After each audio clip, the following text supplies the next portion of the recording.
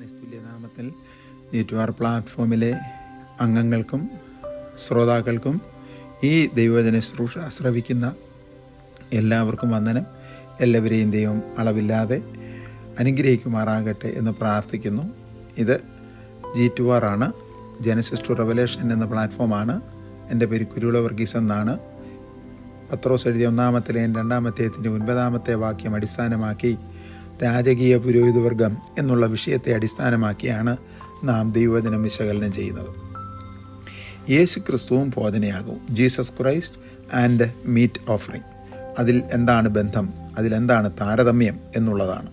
ഭോജനയാഗത്തിൽ ഒരു കൈ നിറയെ യാഗപീഠത്തിന്മേൽ എരിഞ്ഞടങ്ങുവാൻ നിവേദിച്ച ശേഷം ശേഷിക്കുന്നത് മുഴുവൻ പുരോഹിതൻ്റെ ഓഹരിയായി അവരുടെ ഭവനങ്ങളിലേക്ക് കൊണ്ടുപോയി ഉപജീവനം നടത്തി തൃപ്തരാക്കുന്നത് പോലെ ലേവ്യ പുസ്തകം 2:3, 10, 6:16 പുതിയ നിയമത്തിൽ പറയുകയാണ് വിശുദ്ധ പൗലോസ്, കർത്താവിൻ്റെ ശുശ്രൂഷ ചെയ്യുന്നവൻ കർത്താവിൻ്റെ വേല കൊണ്ട് ഉപജീവിക്കണം.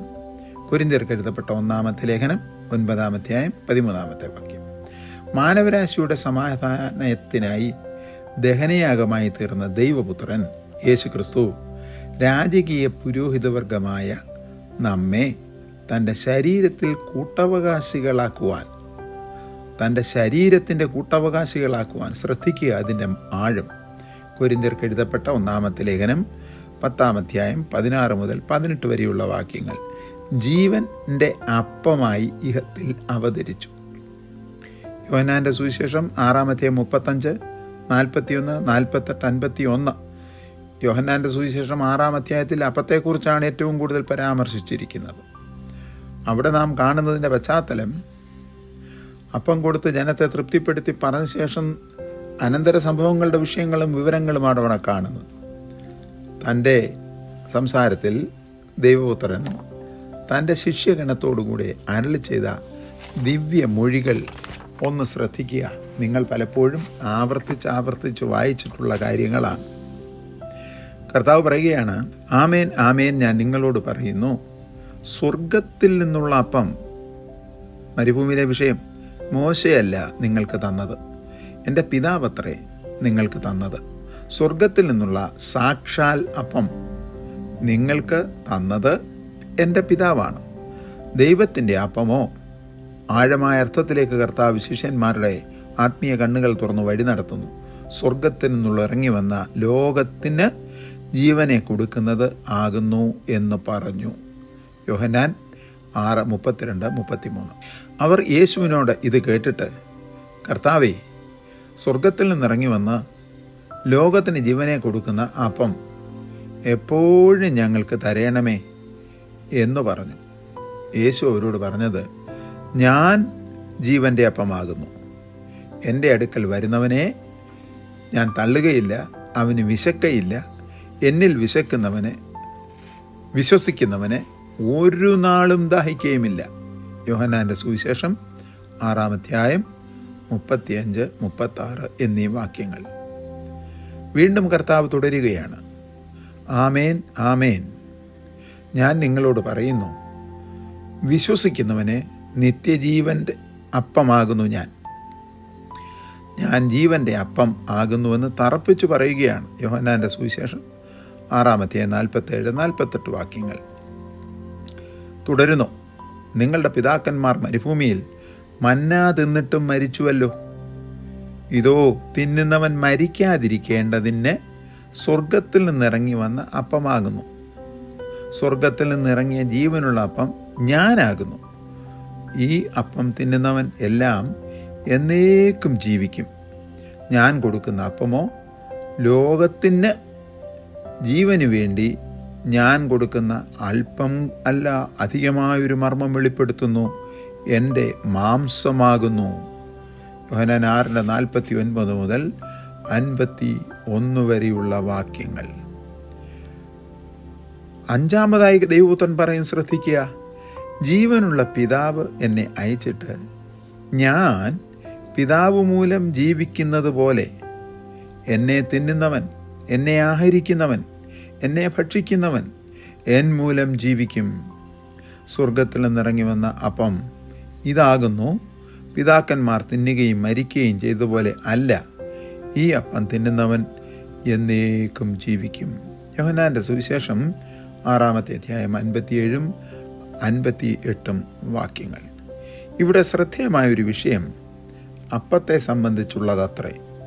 അപ്പം എന്നുള്ളതിന് ബ്രെഡ് എന്നുള്ള പദമാണ് ഇംഗ്ലീഷിൽ ആർട്ടോസ് എന്ന ഗ്രീക്ക് പദമാണ് ഉപയോഗിച്ചിരിക്കുന്നത്. പെസഹ പെരുന്നാൾ സമീപിച്ച ദിവസങ്ങൾ ഒന്നിൽ തിബര്യാസ് എന്ന ഗലീലക്കടലിൻ്റെ അക്കരെ നടന്ന രോഗശാന്തി ശുശ്രൂഷയിൽ സംബന്ധിപ്പാൻ വന്ന വലിയൊരു പുരുഷാരം അവരെ കണ്ടിട്ട് അവർക്ക് തിന്മാൻ കൊടുക്കുവാൻ എവിടെ നിന്ന് അപ്പം വാങ്ങും എന്ന് കർത്താവ് ഫിലിപ്പുസിനോട് ചോദിക്കുന്നു.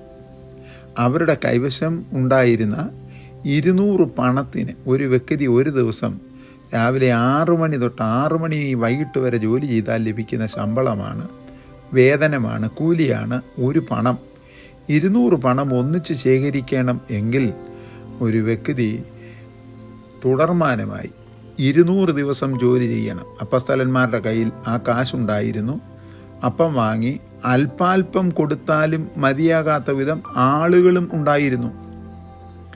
തത്സമയം ശിഷ്യനായ ശീമോൻ പത്രോസിൻ്റെ സഹോദരൻ അന്ത്രയോസ് യേശുവിൻ്റെ അടുക്കൽ വന്നവനോട്, ഇവിടെ ഒരു ബാലകൻ ഉണ്ട്, അവൻ്റെ പക്കൽ 5 യവത്തപ്പവും 2 മീനും ഉണ്ട് എന്ന വിവരം യേശുവിനെ അറിയിക്കുകയും, എങ്കിലും ഇത്ര വലിയ പുരുഷാരത്തിന് അത് എന്തുള്ളൂ എന്ന് ചോദിക്കുകയും ചെയ്തു. 5 യവത്തപ്പവും 2 മീനും. ഉടനെ ദൈവപുത്രൻ വാങ്ങി ജനത്തെ പുൽപ്പുറത്ത് ഇരുത്തി. സാധാരണ ഉപ്പുവെള്ളം നിറഞ്ഞ കടൽ തീരത്ത് പുല്ല് വളരാറില്ല, കാരണം പുല്ല് ഉപ്പിൽ വളരുകയില്ല. ഇവിടെ പുൽപ്പുറം ഉണ്ട് എന്ന് പറഞ്ഞതിൻ്റെ സാരം, ലോകത്തിൽ ശുദ്ധജലം സ്വീറ്റ് വാട്ടർ ഉള്ള ഏക കടൽ ഗലീലയാണ്. ഗലീല കടലിൽ ഉപ്പ് ലേശം ഇല്ല. അതുകൊണ്ട് അവിടെ പുൽപ്പുറത്ത് അത് കടൽ തീരത്ത് പുല്ലും വളർന്നു. അവരെ പുൽപ്പുറത്ത് ഇരുത്തി. അപ്പത്തെയും മീനിനെയും കർത്താവ് വാഴ്ത്തി അനുഗ്രഹിച്ചു. ജനത്തിന് തൃപ്തിയാകുവോളം വിളമ്പി കൊടുക്കുക എന്ന് കൽപ്പിച്ചു. വിളമ്പി കൊടുത്ത് കർത്താവ് സ്വർഗത്തേക്ക് നോക്കി അപ്പം നുറുക്കിക്കൊണ്ടിരുന്നു. അപ്പസ്തലന്മാരെ വിളമ്പിക്കൊണ്ടിരുന്നു. ജനം തിന്നുകൊണ്ടിരുന്നു. എല്ലാവരും തിന്ന് തൃപ്തിപ്പെടുത്തിയ ശേഷം 12 കൊട്ട നിറച്ചെടുത്തു. ഇവിടെ ഒരു കാര്യം ശ്രദ്ധിക്കണം. അപ്പസ്തലന്മാർ 12 പേരും 12 കൊട്ടയും കൊണ്ട് നടന്നതല്ല.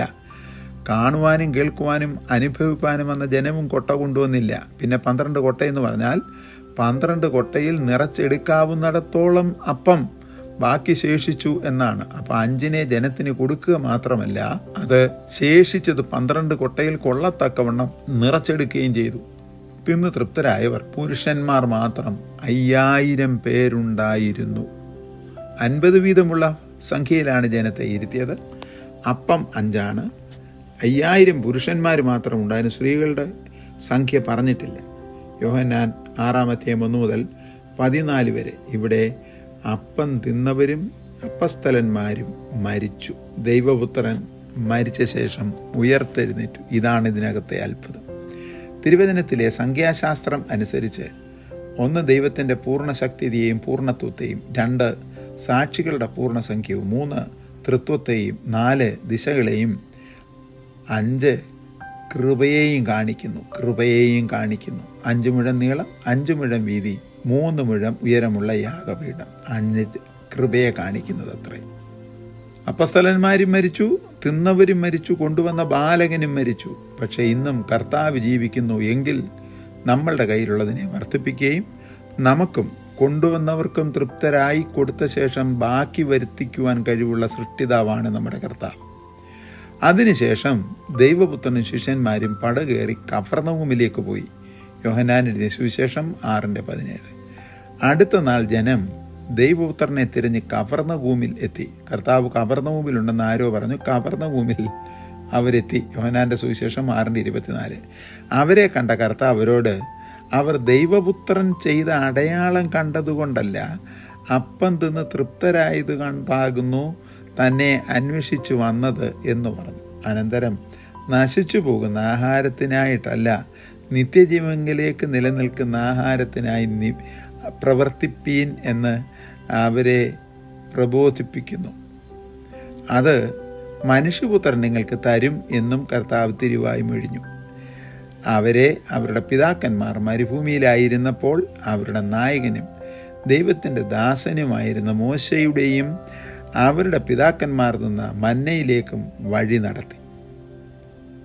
യോഹന്നാൻ 6:31. ഇതാകുന്നു ദൈവപുത്രൻ ആരാകുന്നു എന്ന പരമസത്യത്തിലേക്ക് വഴി നടത്തിയത്. ശ്രദ്ധിക്കുക, മരുഭൂമിയിൽ വെച്ച് മന്ന തിന്നുവാൻ വന്നവർ എല്ലാം 2 പേരൊഴികെ എല്ലാവരും മരിച്ചു. എന്നാൽ മനുഷ്യപുത്രൻ നൽകുന്ന അപ്പം നിത്യജീവങ്കിലേക്ക് നിലനിൽക്കുന്ന ആഹാരമായി തീരുന്നുവെന്നും അത് മനുഷ്യപുത്രൻ അവർക്ക് തരും എന്നും പറഞ്ഞ വാക്കുകൾ ആ അപ്പം അവർക്ക് വേണമെന്നുള്ള ആഗ്രഹം പ്രകടിപ്പിക്കുവാൻ വേണ്ടി പ്രകടിപ്പിച്ചു. അപ്പോൾ ദൈവപുത്രൻ സ്വർഗത്തിൽ നിന്നുള്ള അപ്പം മോശയല്ല, മോശെ ദ്വാര ദൈവമായ പിതാവാകുന്നു അവർക്ക് കൊടുത്തതെന്നും ആ അപ്പം പിതാവായി ദൈവമത്രേ അവർക്ക് കൊടുത്തതെന്നുമുള്ള സത്യം വെളിപ്പെടുത്തി. ആ ദൈവത്തിൻ്റെ അപ്പം സ്വർഗത്തിൽ നിന്ന് ഇറങ്ങി വന്ന ലോകത്തിന് ജീവനെ കൊടുത്ത യേശുക്രിസ്തു എന്ന് തന്നെ കർത്താവ് പറയുകയാണ്. ജീവൻ്റെ അപ്പമായ ഞാൻ ആകുന്നുവെന്ന സത്യം താൻ വെളിപ്പെടുത്തുന്നു. യോഹന്നാൻ 6:31 മുതൽ 35 വരെയുള്ള വാക്യങ്ങൾ. അടുത്തതായി ദൈവപുത്രൻ അവരോട് അരുളി ചെയ്ത വചനം തന്നെക്കുറിച്ചുള്ള പുരോഗമനപരമായ വെളിപ്പെടുത്തൽ ആയിരുന്നു. A progressive revelation. അതെപ്രകാരമായിരുന്നു എന്ന് ശ്രദ്ധിക്കുക. സ്വർഗത്തിൽ നിന്നിറങ്ങിയ ജീവനുള്ള അപ്പം ഞാനാകുന്നു. ഞാനാകുന്ന ഈ അപ്പം തിന്നുന്നവൻ എല്ലാം പിന്നെയും ജീവിക്കും. ഞാൻ കൊടുക്കുന്ന അപ്പമോ ലോകത്തിൻ്റെ ജീവനു വേണ്ടി ഞാൻ കൊടുക്കുന്ന എൻ്റെ മാംസമാകുന്നു. യോഹന്നാൻ 6:50-51. വിഷയം അവസാനിക്കാതെ തുടരുകയാണ്. യേശു അവരോട് പറഞ്ഞത്, ആമേൻ ആമേൻ, ഞാൻ നിങ്ങളോട് പറയുന്നു, നിങ്ങൾ മനുഷ്യപുത്രൻ്റെ മാംസം തിന്നാതെയും അവൻ്റെ രക്തം കുടിക്കാതെയും ഇരുന്നാൽ നിങ്ങൾക്കുള്ളിൽ ജീവനില്ല. എൻ്റെ മാംസം തിന്നുകയും എൻ്റെ രക്തം കുടിക്കുകയും ചെയ്യുന്നവന് നിത്യജീവനുണ്ട്. എൻ്റെ മാംസം സാക്ഷാൽ ഭക്ഷണവും എൻ്റെ രക്തം സാക്ഷാൽ പാനീയവും ആകുന്നു. എൻ്റെ മാംസം തിന്നുകയും എൻ്റെ രക്തം കുടിക്കുന്നവൻ എന്നിലും കുടിക്കുകയും ചെയ്യുന്നവൻ എന്നിലും ഞാൻ അവനിലും വസിക്കുന്നു. ജീവനുള്ള പിതാവ് എന്നെ അയച്ചിട്ട് ഞാൻ പിതാവ് മൂലം ജീവിക്കുന്നത് പോലെ എന്നെ തിന്നുന്നവൻ എൻ മൂലം ജീവിക്കും. സ്വർഗത്തിൽ നിന്നിറങ്ങുമെന്ന അപ്പം ഞാനാകുന്നു. പിതാക്കന്മാർ തിന്നുകയും മരിക്കുകയും ചെയ്തതുപോലെ അല്ല ഈ അപ്പം തിന്നുന്നവൻ എന്നേക്കും ജീവിക്കും എന്നും കർത്താവ് അരുളി ചെയ്തു. യേശുവിൻ്റെ പെസഹ ആചരണം ഭോജനയാഗത്തിൻ്റെ നിറവേറൽ ആയിരുന്നു. പഴയ നിയമം എന്താകുന്നുവെന്ന് പുതിയ നിയമം വെളിപ്പെടുത്തുന്നു. ആകയാൽ പഴയ നിയമത്തിൽ പുതിയ നിയമം അടങ്ങിയിരിക്കുന്നു. നമ്മുടെ കർത്താവ് എന്ന പെസഹ കുഞ്ഞാട് കൊരിന്ത്യർക്ക് എഴുതപ്പെട്ട 1 ലേഖനം 5-7 വാക്യത്തിൽ ആദ്യ പെസഹ ആചരണത്തിൻ്റെ സംവത്സരം തോറും ആചരിച്ച് തുടർമാനമായി വന്ന ദൈവകൽപ്പന അനുസരിച്ചുള്ള അനവധി പെസഹയുടെ പൊരുളായിരുന്നു യേശുക്രിസ്തുവിൻ്റെ ഒരിക്കലായിട്ടുള്ള പെസഹ ആചരണം. ആവർത്തന പുസ്തകം 6-1-2, 16 വാക്യങ്ങൾ. നമ്മുടെ കർത്താവാകുന്നു ദൈവത്തിൻ്റെ കുഞ്ഞാടിൻ്റെ ഇഹലോക ശുശ്രൂഷയുടെ അവസാനത്തേതിൻ്റെ മുന്നിലത്തെ രാത്രിയിൽ ഒരിക്കൽ കൂടെ നമ്മുടെ കർത്താവാകുന്ന ദൈവത്തിൻ്റെ കുഞ്ഞാട് ഇഹലോക ശുശ്രൂഷയുടെ അവസാനത്തേതിൻ്റെ മുൻപിലത്തെ രാത്രിയിൽ തൻ്റെ 2 ശിഷ്യന്മാരെ അയച്ച് പെസഹയുടെ ഒരുക്കങ്ങൾ പൂർത്തീകരിച്ചു. മത്തായി സുവിശേഷം 26-1-5, 17-20 വരെയുള്ള വാക്യങ്ങൾ. അനന്തരം താൻ തൻ്റെ 12 ശിഷ്യന്മാരുമായി പെസഹയുടെ പന്തിക്കിരുന്നു. അവർ പെസഹ ഭക്ഷിച്ച ശേഷം 12 പേരും കർത്താവും പെസഹ ഭക്ഷിച്ച ശേഷം അവർ ആചരിച്ച ആദ്യ പെസഹ മൂലം മിസ്രയീമ്യ അടിമത്വത്തിൽ നിന്നും വാഗ്ദത്ത നിവർത്തി വരുത്തി സ്വതന്ത്രരായതിനാൽ അതിൻ പ്രകാരം അന്ന് അവർ ആയിരുന്ന റോമരുടെ ആധിപത്യത്തിൽ നിന്നും അവർക്ക് സ്വാതന്ത്ര്യം വരുത്തുന്ന മശിഹ അവതരിക്കുന്ന പ്രതീക്ഷയോടുകൂടി പെസഹയുടെ അത്താഴത്തിന് ശേഷം നിവേദിച്ചു വെച്ചിരിക്കുന്ന ഒരു അപ്പമുണ്ട്. അത് ആ മേശയുടെ മധ്യഭാഗത്ത് വെച്ചിരിക്കും. മേശയുടെ നാലാ ചുറ്റും ഇരുന്നു കൊണ്ടാണ് കുടുംബക്കാർ മുഴുവൻ പെസഹ ആചരിക്കുന്നത്. ആ പെസഹായുടെ അപ്പത്തിന് മശിഹയുടെ അപ്പം, മെസ്സയാനിക് ബ്രെഡ് എന്നാണ് എപ്പോഴും പറയുന്നത്. പെസഹായുടെ ഉത്സവത്തിൻ്റെ അപ്പം ഭക്ഷിച്ച ശേഷം എപ്പോഴും ഗൃഹനാഥനും കുടുംബത്തിലെ ആദ്യജാതനും മാത്രം പെസഹയുടെ അപ്പം അഥവാ മശിഹയുടെ അപ്പം, അവർ കാത്തിരിക്കുന്ന മശിഹ വെളിപ്പെടുവാൻ പോകുന്നു എന്നുള്ള ആ സൂചനയുടെ അപ്പം ആദ്യജാതനും ഭക്ഷിക്കും. എന്താണ് കാരണം? അവരെ രക്ഷിപ്പാനിരിക്കുന്ന മശിഹ ആദ്യജാതനിൽ കൂടെ ജനിക്കുമെന്നായിരുന്നു അവരുടെ വിശ്വാസം. അത് ദൈവപുത്രൻ ആ അപ്പം എടുത്ത് നുറുക്കി തൻ്റെ ശിഷ്യന്മാർക്ക് കൊടുത്തു. നോക്കുക, ആദ്യജാതന്മാരും ഗൃഹനാഥനും മാത്രം ഭക്ഷിക്കുന്ന മശിഹയുടെ അപ്പം ദൈവപുത്രൻ കരങ്ങളിലെടുത്ത് അനുഗ്രഹിച്ച് നുറുക്കി തൻ്റെ 12 ശിഷ്യന്മാർക്ക് കൊടുത്തു. അവരിൽ എത്ര പേർ അവരുടെ കുടുംബങ്ങളിൽ ആദ്യജാതന്മാരാകുന്നു എന്ന് നമുക്കറിയുന്നില്ല. എന്നിട്ട് കർത്താവ് പറഞ്ഞു, വാങ്ങി ഭക്ഷിപ്പീൻ, എൻ്റെ ശരീരം എന്ന് പറഞ്ഞ് ഇപ്പോഴാണ് 6-ാം അധ്യായത്തിൽ നാം തുടർമാനമായി കാണുന്ന അവൻ്റെ മാംസവും രക്തവും സംബന്ധിച്ച് അന്ന് കർത്താവ് മാർമികമായി പറഞ്ഞ വിഷയത്തിൻ്റെ പൊരുൾ ഇവിടെ പരസ്യമായി നിറവേറുന്നത്. വാങ്ങി ഭക്ഷിപ്പീൻ, എൻ്റെ ശരീരം എന്ന് പറഞ്ഞു. പിന്നെ പാനപാത്രം എടുത്തു, സ്തോത്രം ചൊല്ലി അവരുടെ മനസ്സിനെ സന്തോഷിപ്പിക്കുവാൻ വയ്ക്കപ്പെട്ടിരിക്കുന്ന മുന്തിരിയുടെ ഫ്രഷ് ജ്യൂസ് അന്ന് പെസഹായിക്ക് കൂടി വരുമ്പോൾ പറിച്ചെടുത്ത് ചവിട്ടി ശുദ്ധീകരിച്ചു കൊണ്ടുവരുന്ന മുന്തിരിച്ചാറ്, ഗ്ലൂക്കോസ് എന്നാണ് അവിടെ കൊടുത്തിരിക്കുന്ന പദം. ഗ്ലൂക്കോസ് മധുരപാനി, മുന്തിരിയിൽ നിന്ന് മാത്രം, അതിൽ ഒട്ടും വെള്ളം ചേർക്കാറില്ല. അതും അവർക്ക് കൊടുത്തു. എല്ലാവരും ഇതിൽ നിന്ന് കുടിപ്പീൻ, ഇത് അനേകർക്ക് വേണ്ടി പാപമോചനത്തിനായി ചൊരിയുന്ന പുതിയ നിയമത്തിനുള്ള എൻ്റെ രക്തം. അപ്പോൾ മശിഹയുടെ അപ്പം ദൈവപുത്രൻ്റെ മാംസത്തിൻ്റെ പൊരുളാകുന്ന ആ അപ്പവും അവൻ്റെ രക്തം മുന്തിരിയിൽ നിന്ന് പിഴിഞ്ഞെടുക്കപ്പെട്ട മുന്തിരിച്ചാറും ആയിരുന്നു. ഇത് ഗ്രഹിക്കണമെങ്കിൽ യെശയ്യാപ്രവചനം 5-ലും യോഹന്നാൻ്റെ സുവിശേഷം 15-ാം അധ്യായത്തിലും പോകണം. ഞാൻ സാക്ഷാൽ മുന്തിരിവള്ളിയാകുന്നു, അതിൻ്റെ ഫലം നിങ്ങൾക്ക് തരുന്നു. ഇത് മനസ്സിലാക്കാതെ എത്രയോ പേർ പലവിധമായ വ്യാഖ്യാനങ്ങളും കൊണ്ട് നടക്കുന്നു.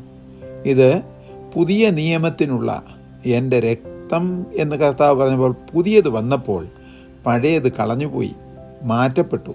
മത്തായി എഴുതിയ സുവിശേഷം 26 മുതൽ 29 വരെയുള്ള വാക്യങ്ങൾ, മർക്കോസ് എഴുതിയ സുവിശേഷം 14 12 മുതൽ 16 വരെയുള്ള വാക്യങ്ങൾ, 22 മുതൽ 26 വരെയുള്ള വാക്യങ്ങൾ, ലൂക്കോസ് എഴുതിയ സുവിശേഷം 22-7 മുതൽ 20 വരെയുള്ള വാക്യങ്ങൾ.